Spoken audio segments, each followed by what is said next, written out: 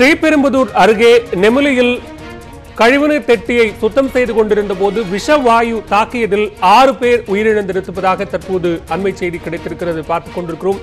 தொடர்ச்சியாக கழிவுநீர் தொட்டிகளை சுத்தம் செய்யும் போது பல்வேறு முன்னெச்சரிக்கை நடவடிக்கைகளை மேற்கொள்ள வேண்டும் என்று அறிவுறுத்தப்பட்டிருந்தாலும் இதுபோன்ற மரணங்கள் தொடர்ந்து நிகழ்ந்து கொண்டே இருக்கிறது. அந்த வகையில் காஞ்சிபுரம் மாவட்டம் ஸ்ரீபெரும்புதூர் அருகே நெமிலியில் கழிவுநீர் தொட்டியை சுத்தம் செய்து கொண்டிருந்த போது விஷவாயு தாக்கி 6 பேர் உயிரிழந்திருக்கிறார்கள்.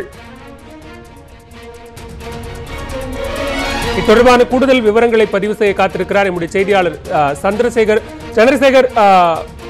இந்த விபத்தினுடைய பின்னணி என்ன நிறுவனம் அது? 6 பேரும் எந்த விதமான முன்னெச்சரிக்கை உபகரணங்களும் இல்லாமல் இந்த சுத்தம் செய்யும் பணியில் ஈடுபட்டிருந்தார்களா? விவரங்களை பதிவு செய்யலாம். நிச்சயமாக காலையில் பணியில் துப்புரவு தொழிலாளர்களோடு ஈடுபட்டு இருக்கும் போது எந்த ஒரு உபகரணமும் இன்றி சுமார் 6 பேரும் உள்ளே இறங்கி வேலை செய்து கொண்டிருந்த போது திடீரென்று விஷவாயு தாக்கி 6 பேரும் மயக்கமான நிலையில் மரணமடைந்தார். மேலே பணிபுரிந்த 20 உள்ளே பணிபுரியும் நபர்களை பெயர் சொல்லி கூப்பிட்ட போது எந்த ஒரு தகவலும் அளிக்காத நிலையில் உள்ளே சென்று பார்க்கும்போது அந்த 6 நபர்களும் இருந்ததாக தொழிற்சாலை நிர்வாகம் தகவல் அளித்துள்ளார்கள். நன்றி சந்திரசேகர், உங்களுடைய விரிவான தகவல்களுக்கு நன்றி.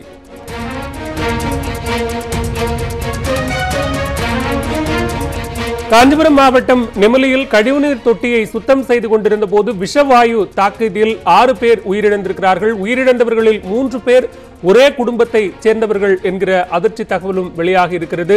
தொடர்ச்சியாக கழிவுநீர் தொட்டியை சுத்தம் செய்யும் போது விஷவாயு தாக்கி ஏற்படும் மரணங்கள் என்பது ஒரு தொடர்கதையாக இருந்து கொண்டிருக்கிறது. அந்த வகையில் தற்போது ஒரே நேரத்தில் 6 பேர் உயிரிழந்திருப்பதும் அதிலும் 3 அதில் ஒரே குடும்பத்தை சேர்ந்தவர்கள் என்பதும் மிகப்பெரிய அதிர்ச்சிக்குரிய செய்தியாக தற்போது வெளியாகி இருக்கிறது. தொடர்பான விரிவான விவரங்களை நம்முடைய செய்தியாளர் சந்திரசேகர் தர கேட்டோம்.